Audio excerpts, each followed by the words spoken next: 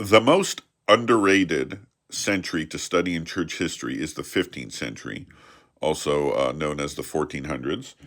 The Protestants don't like this century because it has all the corruption that their movement supposedly saved the church from. Catholics don't like it because they acknowledge the corruption, but they think the subsequent Protestant movement was the wrong answer. The Eastern Orthodox don't like it either because it sees the Council of Florence, which they see as apostasy, and the fall of Constantinople as a Christian city, and the end of the Byzantine Empire. Um, but no, a lot of stuff happened in the 15th century that's very important to church history. We see the end of the Great Western Schism with the two papal lines that were elected in 1378. That comes to an end in the Council of Constance in the 15th century. You also see the rise and fall of the conciliarist movement, the belief that councils should actually govern churches.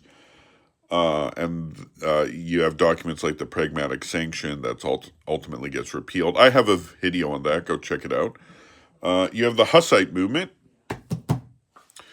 and the movement, not just with John Huss, but the subsequent movement after him, because it gets even more interesting after he gets burned.